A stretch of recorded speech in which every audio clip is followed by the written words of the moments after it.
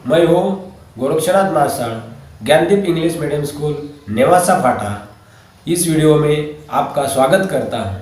जिस प्रकार प्रकृति में ऋतुओं के कारण परिवर्तन आता है, ठीक उसी प्रकार समाज में बुरे लोगों के कारण अच्छे लोगों के विचारों में बदलाव आता है।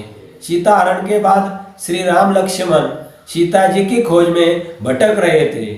एक ओर सीता जी के लिए व्याकुल है तो दूसरी ओर वर्षा ऋतु में होने वाले परिवर्तन, इन दोनों का वर्णन आज हम देखने वाले हैं।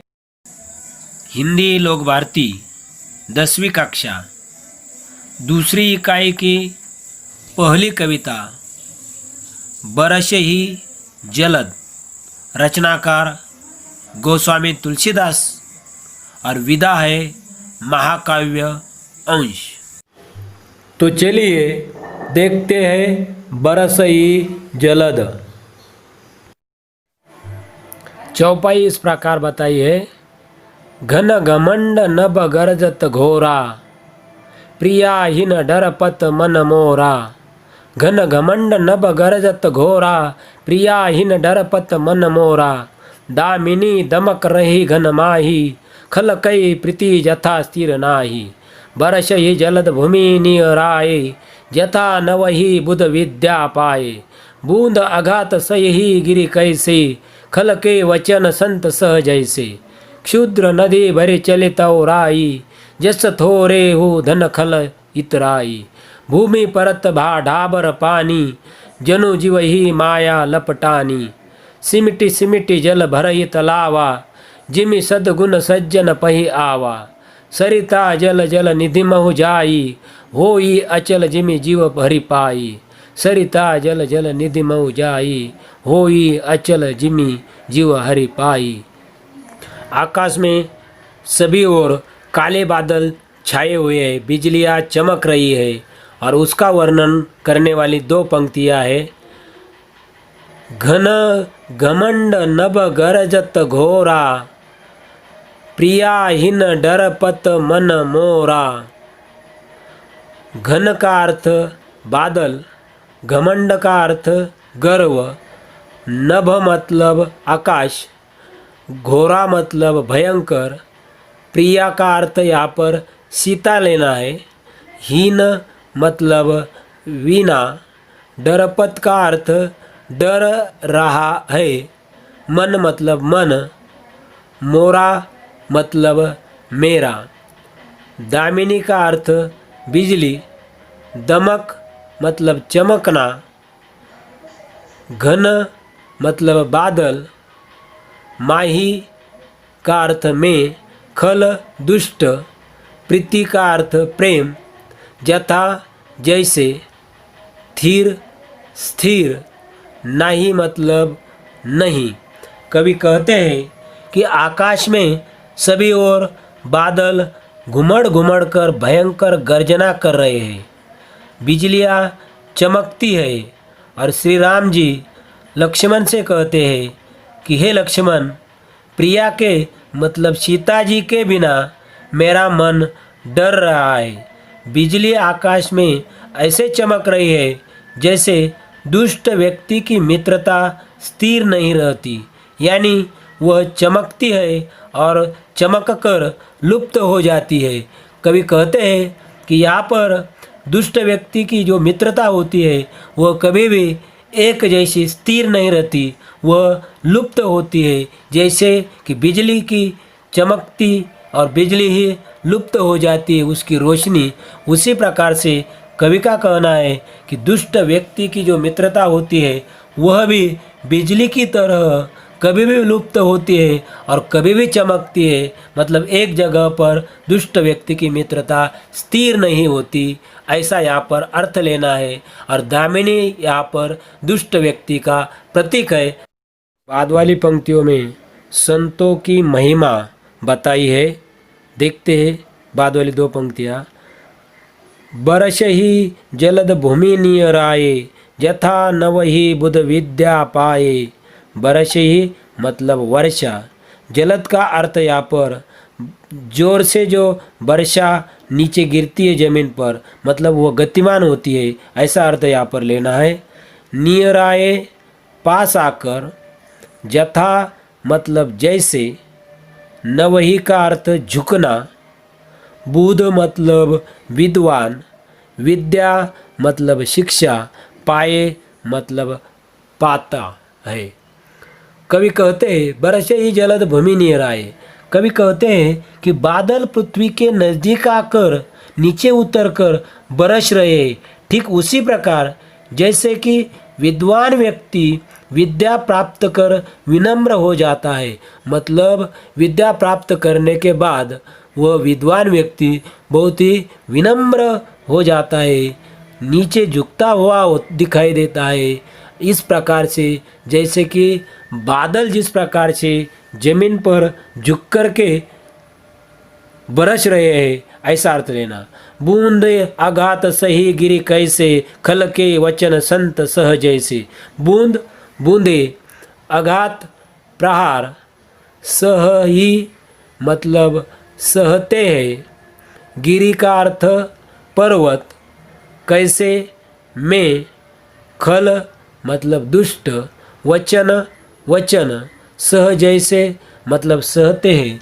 कवि कहते हैं कि बूंदों की चोट पहाड़ों पर पड़ रही है।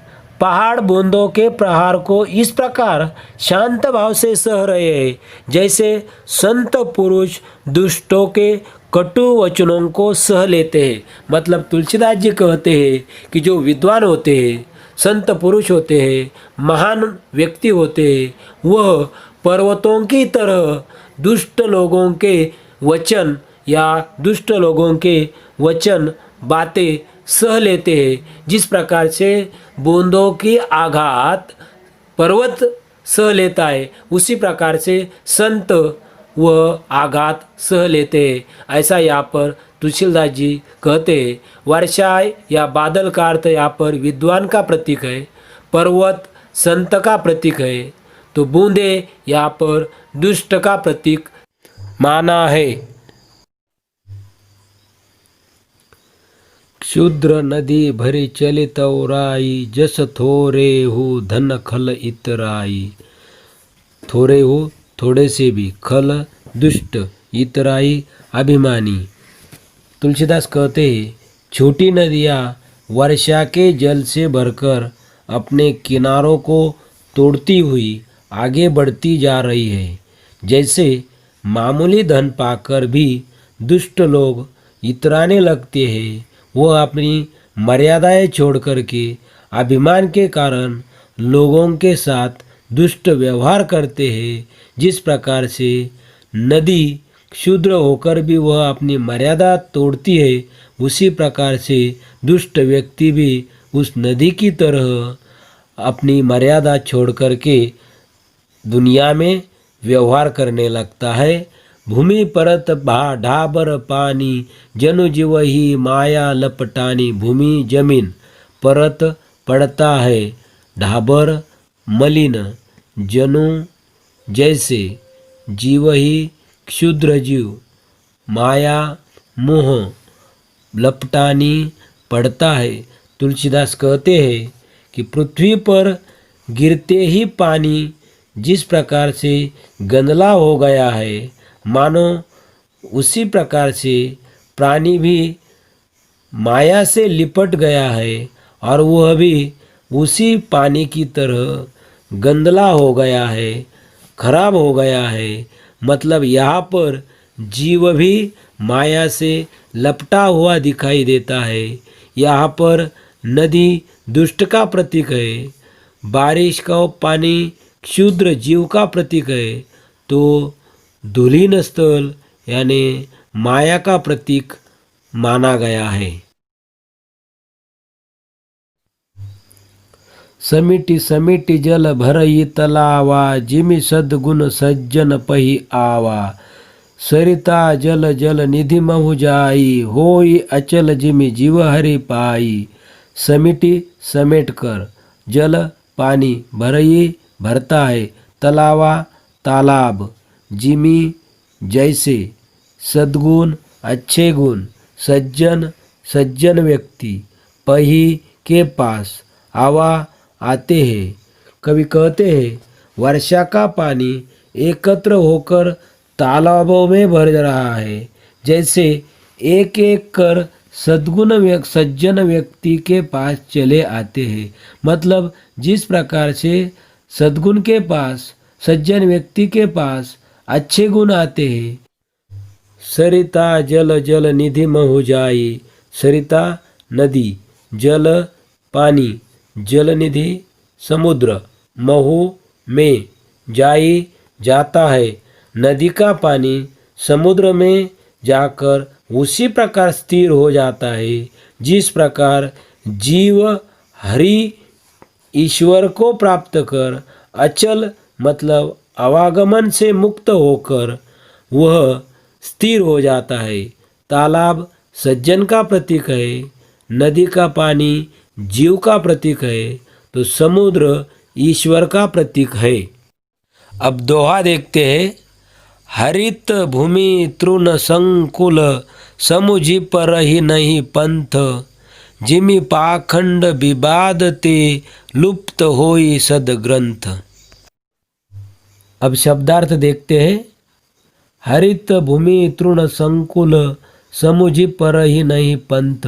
हरित हरि, भूमि पृथ्वी, तृण घास, संकुल परिपूर्ण, समुझि समझ में, नहीं नहीं पंथ रास्ता।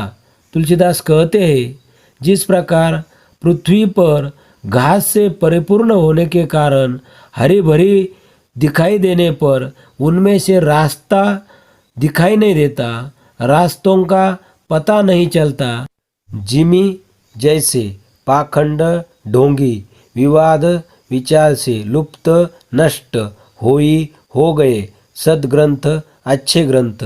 कवि का कहना है, जिस प्रकार जैसे पाखंडी के पाखंड भरे मत के प्रचार से सदग्रंथ लुप्त हो जाते, ठीक उसी प्रकार तुलसीदास कहते हैं कि हरियाली के कारण जिस प्रकार पृथ्वी पर रास्ता दिखाई नहीं देता, वैसे ही पाखंडी के कारण अच्छे ग्रंथ लुप्त हो जा रहे, दिखाई नहीं दे रहे। यहाँ पर हरियाली पाखंड का प्रतीक है, तो रास्ता सदग्रंथ का प्रतीक है। तो इस प्रकार आज हमने बरस ही जलद भाग 1 के अंतर्गत 1 चौपाई और 1 दोहे का अध्ययन किया है। अगले वीडियो में हम भाग 2 में दूसरी चौपाई और दूसरा दोहा देखने वाले हैं। अगर आपको यह वीडियो पसंद आया हो तो ज़रूर लाइक कीजिए